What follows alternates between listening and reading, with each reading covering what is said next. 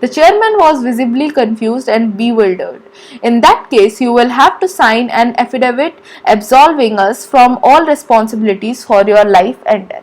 तो चेयरमैन क्या बोलता है कि ये सब तो कंफ्यूजिंग लग रहा है, वो अपने मन में सोचता है ये सब ये क्या बोल रहा है, और वो बहुत ही बोलता है कि ये बहुत ही पेचीदा सी बात है और बहुत ही अजीब सी बात है कि ये ऐसा सब करना चाहता है, अंदर जाके वो टाइगर के मिलना चाहता है, क्या खा जाएगा वो टाइगर इसको।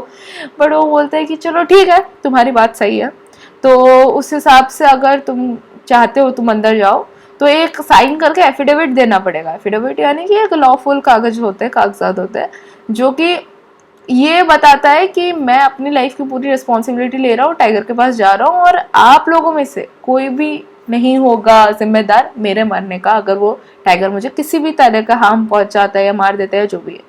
तो ये बोलता है all right, give me a piece of paper and tell me what to write. तो वो बोलते हैं कि ठीक है, तो मुझे एक कागज का टुकड़ा दो और बोलो मुझे क्या लिखना है उस पर। So the magistrate took out a sheet of paper from his briefcase and gave it to my master. My master wrote the chairman dictation absolving everyone there from all responsibility.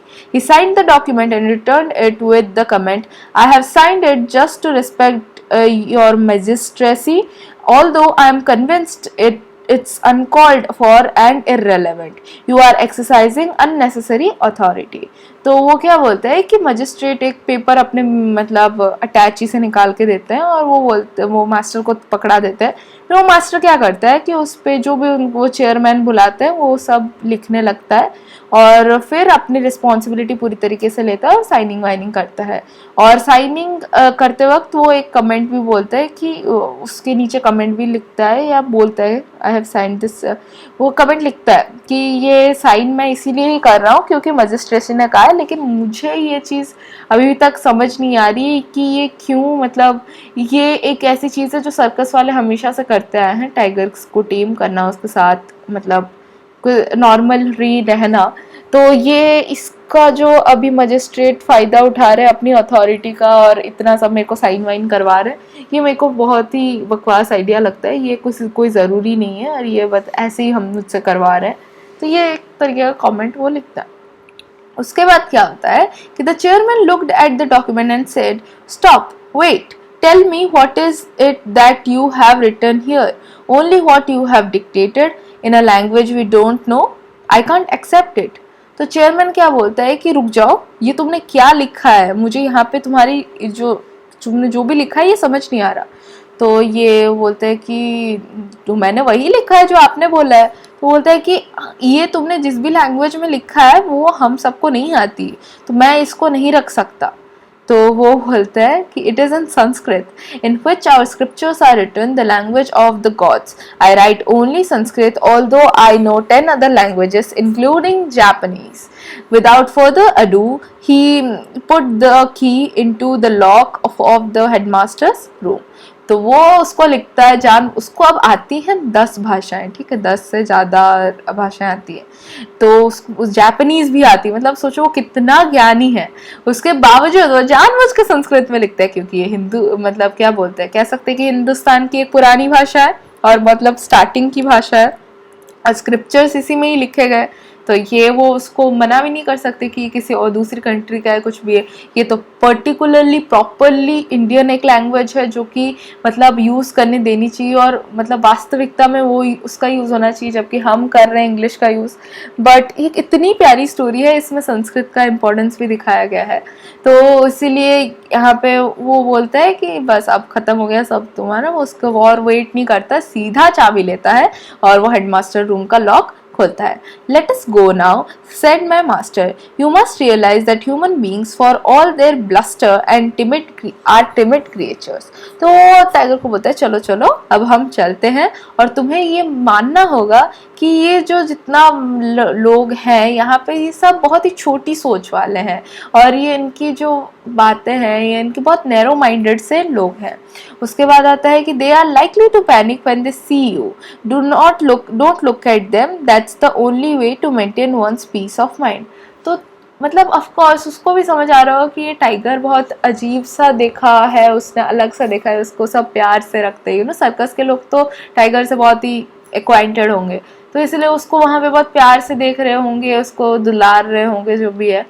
But यहाँ पे लोग उसको डर रहे हैं, शू शू करके एकदम भौचक्के हुए पड़े हैं।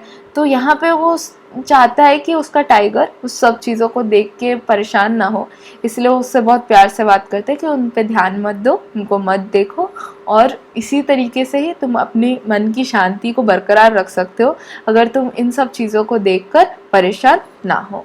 उसके बाद आ जाता है कि let us understand the text. Part 1 में है meanwhile I अवोक after a very good sleep responsibilities for your life and or death. In this part of the story, the tiger wakes up and stretches himself. The headmaster, who has been sitting in the loft all this time, is frightened to see the tiger awake. The tiger wants to tell him that he is not going to harm him and he cannot communicate this to him. The tiger hears his master begging the teachers to allow him to enter the headmaster's room to fetch the tiger. The teachers do not want him to go in without arms or some sort of protection. The teachers call the magistrate to stop the circus master from going into the headmaster's room. The magistrate forbids the circus master from entering the room. When the circus master argues with him and insists on going in, the magistrate tells him to sign a document which says that no one should be held responsible for the circus master's death in case the tiger attacks him. तो अब क्या होता है कि वो tiger उठ जाता है और अपना एकदम स्ट्रेचिंग वेचिंग करने लगता है। वो हेडमास्टर को भी देखता है कि वो ऊपर बैठा हुआ है लॉफ्ट पे और बहुत ही ज़्यादा डरा हुआ है। तो वो फिर उसको बोलना तो चाहता है कि तुम मुझसे मत डरो, मैं तुम्हें नहीं परेशान करना चाहता या कुछ भी तरीके से हार्म नहीं पहुंचाना चाहता और तुम्हारे कोई बुराई नहीं चाहता, लेकिन वो ऑफकोर्स उसको ये चीज़ बोल नहीं पाता है, कम्युनिकेट नहीं कर पाता है, गुर्रा गुर्रा के तो क्या ही बोलेगा।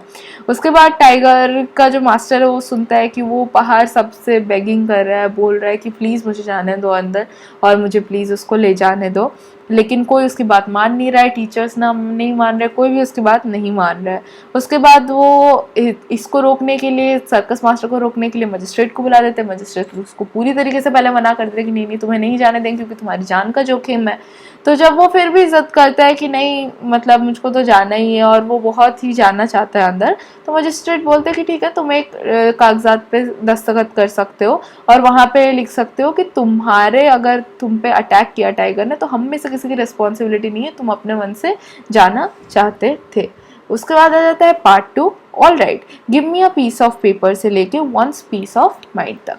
In this section of the story, the magistrate, who is a government officer responsible for the law and order in his area, comes to the school to solve the problem of the runaway circus tiger who has entered the headmaster's room. तो यहाँ पे वही हमको पता चला है कि magistrate जो है गवर्नमेंट के ऑफिसर हैं, वो आए हैं अपना क्या बोलते हैं हर जगह पे देख रेख करते रहते हैं पूरी सिटी का। वो यहाँ पे स्कूल में आए हैं ये रनअवे टाइगर की प्रॉब्लम को सॉल्व करने के लिए, जो कि हेडमास्टर के रूम में घुसा हुआ है। The circus master tells the magistrate that the tiger would harm no one if he went in and brought him out. The magistrate tells him that he will let him go into the headmaster's room only if he signs an affidavit which says that no one should be held responsible in case the tiger attacks or injures him. The magistrate wants to take all legal precautions. The circus master agrees. तो of course हमने इस बारे में पढ़ा कि वो कागजात पे दस्तखत करने के लिए बोलता है और ये भी वो सोचता तो है पहले बहुत सारे इस बातें तो बोलता है, लेकिन फिर इवेंचुअली मान जाता है कि चलो जो भी है खत्म करो। वो अंदर जाना चाहता है, वो टाइगर को ले जाना चाहता है, तो इसीलिए वो बोलता है कि ठीक है चलो आप जैसा बोलो। The magistrate dictates the content of the affidavit to the circus master. The master, who is very angry with the teachers and the magistrate, decides to teach them a lesson. He writes the affidavit in Sanskrit which they cannot read रीड और understand. So देखो ये और एक चीज़ है, तो मतलब और एक इसमें एक ब्यूटी है इस स्टोरी में कि वो ना ये भी बताना चाहता है कि किस तरीके से जिस तरीके से वो संस्कृत एक पुरानी लैंग्वेज है जिससे हमारे स्क्रिप्चर्स लिखे हुए हैं, जैसे कि हम नए एज के लोग वो नहीं समझ पाते, उसी तरीके से जो दया की भावना है या फिर एक कह सकते हैं कि एक जानवर को भी पहले के लोग समझ जाते थे, क्योंकि हम लोग जानवरों के साथ ही रहते थे। लेकिन जितना ज़्यादा मॉडर्निज्म होता गया उतना ज़्यादा जानवर और इंसान अलग होते गए, तो इस वजह से उनको समझना बहुत मुश्किल हो गया। पहले लोग शेर भी पालते थे, हाथी वाथी सब पालते थे, अभी पालते हैं लेकिन बहुत ज़्यादा ऐसे हो गए, सेंट्रिक हो गए कि हम कैसे बच रहे टाइप का।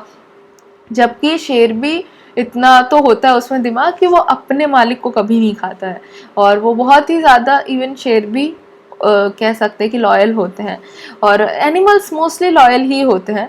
तो इसी तरीके की बात की गई है कि जिस तरीके से संस्कृत एक ऐसी चीज़ है जो पुरानी हो चुकी है और ये लोग, नए लोग ये सब नहीं समझ पा रहे हैं, लेकिन एक्चुअली में वो वैलिड है। उसी तरीके से जो एक टाइगर के लिए थोड़ी सी सद्भावना और एज अ नॉर्मल एनिमल उसको ट्रीट करना, मोर देन एक खूंखार जानवर की तरह उसको ट्रीट करना, ये ज़्यादा ज़रूरी था कि उसको एक नॉर्मल ट्रीटमेंट मिले, बट वो नहीं मिलता है।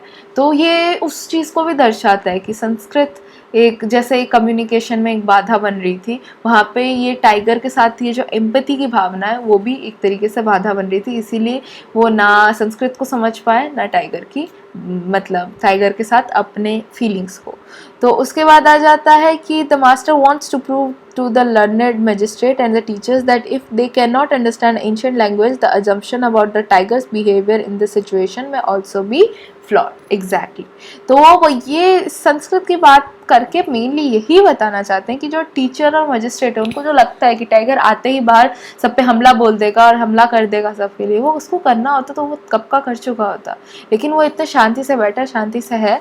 इसका कारण यही है कि टाइगर नहीं हमला करना चाहता है और वो बस यही जताना चाहता है, उनको यही सच्चाई दिखाना चाहता है कि जिस तरीके से आप संस्कृत को इतने पढ़े लिखे होने के बावजूद नहीं समझ पाए, तो आप एक टाइगर की भावना को भी नहीं समझ सकते कि वो एक्चुअली में ये सब क्यों कर रहा है, वो एक्चुअली में वहाँ पे क्यों है, और जो भी है उस वो कैसे नॉर्मली चला जाएगा, लेकिन ये उसको कितना गलत समझ रहे हैं, खूनखार बोल रहे हैं और जानलेवा बोल रहे हैं।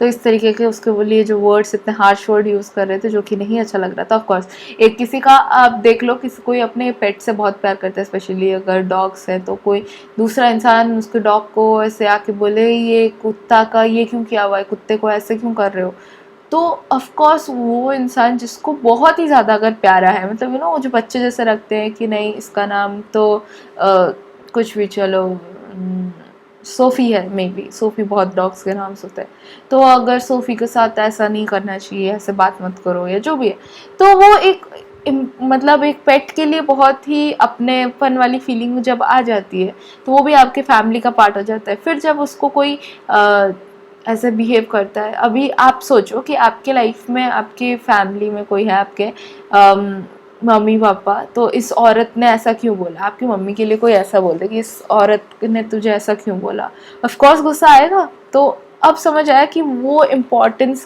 क्या होती है एक पेट पेरेंट के लिए जिसका एक पेट होता है। सेम ही सर्कस मास्टर का भी फीलिंग्स है अपने टाइगर के लिए, उसके लिए तो वो फैमिली है, राइट, उसके लिए वो उसके रोज़गार का तरीका है, उसके लिए वो बहुत कुछ है, उसके साथ उसकी बहुत मेमोरीज भी होंगी।